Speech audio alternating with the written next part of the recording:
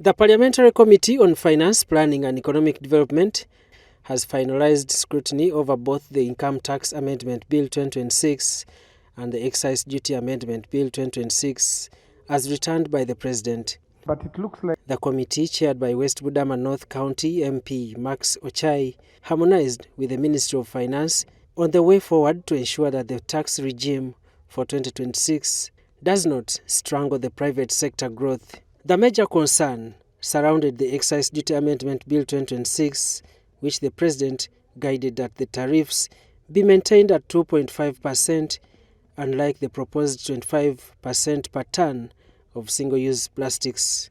The President's proposal accordingly retains the existing excise duty rate while substantially expanding the scope of the tax.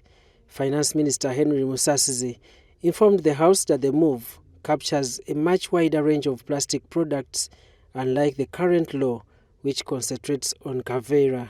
We've raised the issues of further studies, and we did demand for studies. I'm seeing the President say, I therefore consider this matter requires further study.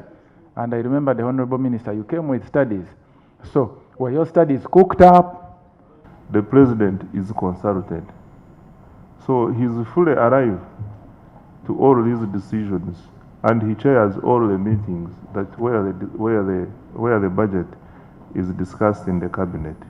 Government projects approximately 3 billion shillings additional revenue, dismissing hopes of loss-making to the modifications by the President. First of all, we have two proposals. One is giving us more money, the one on gaming, 65 billion. And this one is slightly putting us into a small loss. So the loss from the plastics shall be offset by the gain from the gaming, among other areas. So the loss is not so much significant.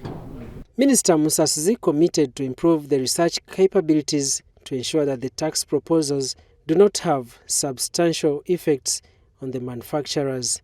It was noted that the manufacturers approached the President with a loud cry that the 25% per ton of Kavera was a disservice to the sector, calling for pardon. Since now we are starting in a new page, team will not sleep. I think we should take a keen interest, like other countries, what they are doing.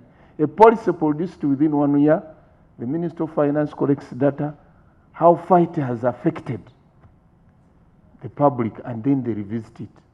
But having had further information from the stakeholders, engagement with the President and also ourselves, the President in his wisdom decided to bring this bill back for reconsideration so that we factor in the concerns of the private sector and the manufacturers who are affected.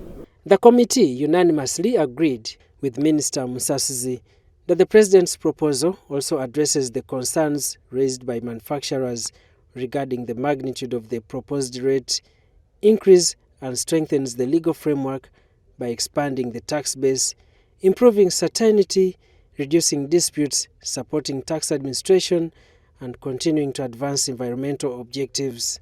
He kept the fees, the charges at the same rate, but included more other items to be taxed. Now, because of that, according to the presentation of the minister, there is going to be a 3 billion raise. That's how it works. When you increase the tax base, you increase taxes. Increasing taxes doesn't mean increasing tax rate, but getting more people into the what? Into the system. Before you leave, we appreciate the commitment you have made to henceforth consider generating evidence-based information that will guide decision-making in government. Daniel Mugoya, UBC News.